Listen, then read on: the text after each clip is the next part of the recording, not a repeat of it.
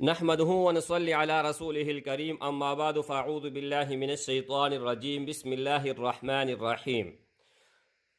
میرے بھائیو، آج کی اس ویڈیو میں کچھ چند الفاظ ہیں وہ بتانے جا رہا ہوں۔ اگر آپ ایک ہی مرتبہ پڑھو گے اور جو چاہو گے جو سوچو گے وہی ملے گا۔ یہ اپنی طرف سے ہرگز نہیں کہہ رہا، محبوب رسول اللہ صلی اللہ علیہ وآلہ وسلم کا ارشاد مبارک ہیں، ان کے روشنی میں آپ کو گائیڈ کرتا چلوں۔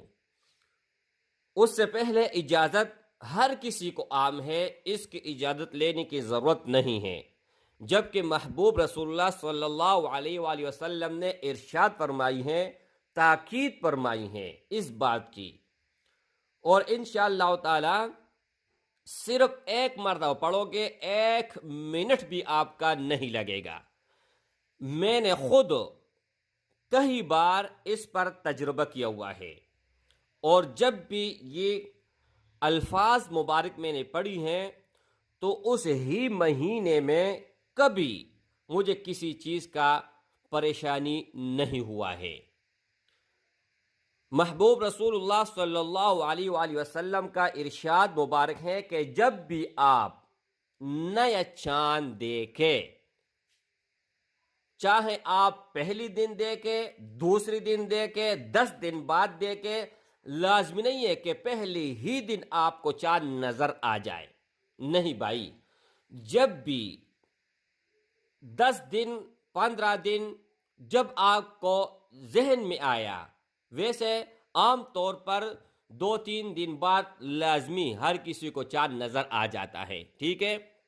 لیکن اگر آپ سے بھول گیا، آپ کے ذہن میں نہیں تھا، آپ کے خیال میں نہیں تھا، اور جب آپ نے جیسے چاند کو دیکھا تو چاند کو دیکھنے کے بعد فوراً اس کے اوپر نظر ٹکانی ہے، نظر ہٹانی نہیں ہے، ٹھیک ہے۔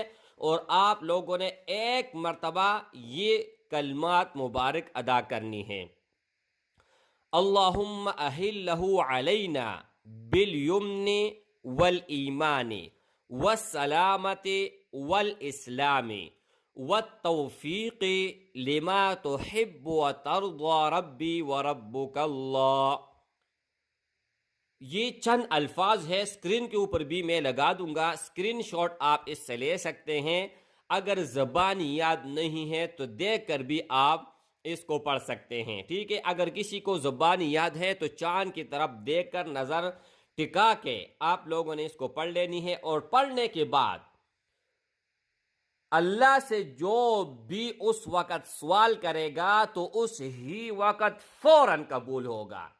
اس میں کسی بھی قسم کا شک نہیں ہے کہ آپ کا کوئی بھی سوال رائے جائے گا یا کوئی سوال آپ کا قبول نہیں ہوگا۔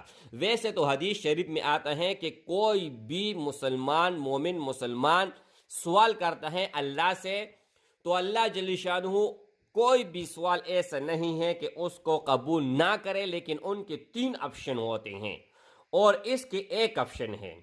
حدیث میں جو آتے ہیں 3 آپشن، وہ یہ ہے کہ اللہ جل شانہ وہ چیز عطا فرماتا ہے جو وہ چیز اللہ سے مانگتا ہے یا مانگتی ہے، ٹھیک ہے۔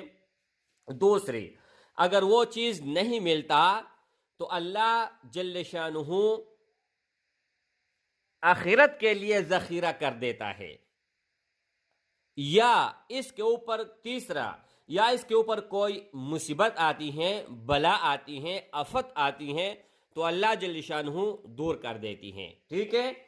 تو یہ 3 آپشن ہے، لیکن یہ دعا جب آپ پڑھو گے، اللہم احلہ علینا بالیمن والایمان والسلامت والاسلام والتوفیق لما تحب وترضى ربی وربک اللہ، تو اس ہی وقت جو سوال کرو گے اللہ جل شانہ دنیا میں عطا فرمائے گا اور اس ہی وقت عطا فرمائے گا۔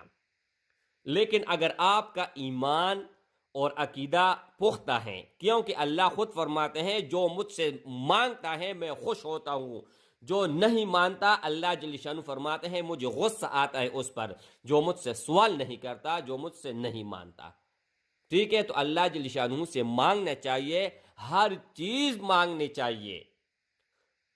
حدیث شریف میں آتے ہیں کہ چھوٹی سے چھوٹی چیز، نمک، یہ کیا چیز ہے، اگر اس کی بھی ضرورت پڑ جائے تو اللہ سے مانگا کرو۔ اچھا، اگر کسی کو زبانی یہ دعا یاد نہیں ہے تو چاند کو دیکھنے کے بعد فوراً، اگر ہاتھ میں موبائل میں اسکرین شاٹ لیے ہیں یا ہاتھ میں کتاب میں کہیں لکھا ہوا ہے تو جلدی سے جا کے اور یہ دعا پڑھ لے۔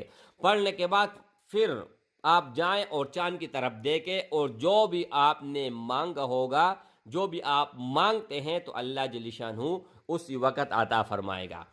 اگر آپ یہ نہیں پڑھ سکتے، آپ کو یاد کرنے میں دشواری ہوتی ہے، تو آخر میں 2-3 منٹ آپ سنیں اور چاند کو دیکھیں، سننے کے بعد جو چاہو گے اللہ جل شانہ دے گا۔ 2 منٹ آپ سن لیجئے گا۔ اللہم اہلہ علینا بالیمن والایمان والسلامت والاسلام والتوفیق لما تحب وترضى ربی وربک اللہ۔ اللہم اہلہ علینا بالیمن والایمان والسلامت والاسلام والتوفیق لما تحب وترضى ربی وربک اللہ۔ اللہم اہلہ علینا بالیمن والایمان والسلامت والاسلام والتوفیق لما تحب وترضى ربی وربک اللہ۔